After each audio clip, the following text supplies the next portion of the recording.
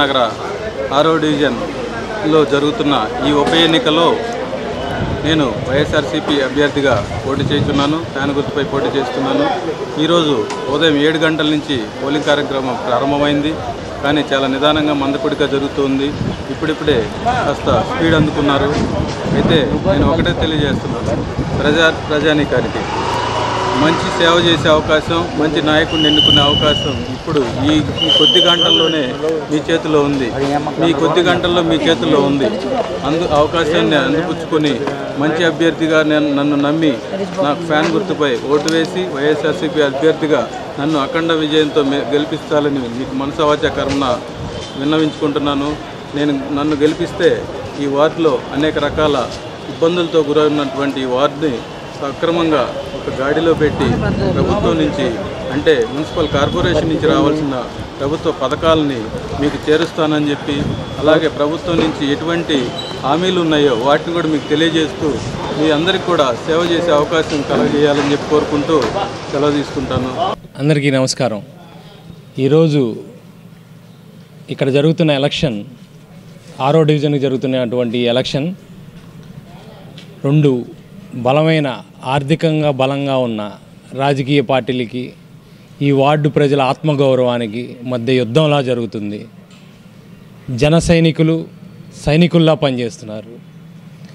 ఏది గెలుస్తుందా, ఏది గెలిచినా వారి పేదరికం గెలుస్తుందా, మా యుద్ధం గెలుస్తుందా చూద్దాం. అలాగే ఈ వార్డులో ఉన్న సమస్యలు కూడా పరిష్కరిస్తానికి ఏమేం చర్యలు తీసుకుంటామో కూడా మేము చాలా స్పష్టంగా చెప్పాం.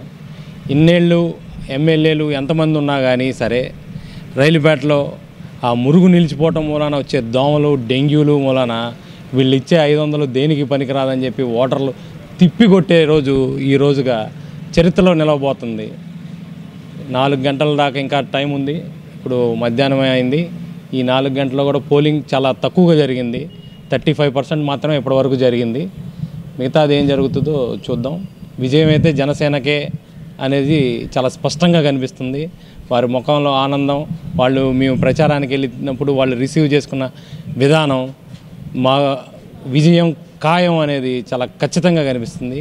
జై హింద్, జై జనసేన. 6వ డివిజన్ కార్పొరేటర్ అభ్యర్థిగా తెలుగుదేశం పార్టీ తరపున నిలబడ్డాను. ఈరోజు పోలింగ్ అండి. కానీ ఈరోజు ఏంటంటే కార్తీక సోమవారం అవటం వలన లేడీస్ అందరూ గుళ్ళకి వెళ్ళటం వలన చాలా తక్కువ పోలింగ్ అయింది.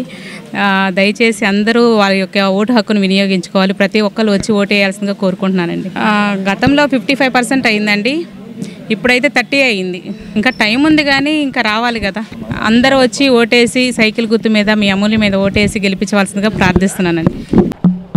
గుంటూరు నగరపాలక సంస్థ 6వ డివిజన్ ఉప ఎన్నికలు ఈ రోజున పోలింగ్ జరుగుతూ ఉంది.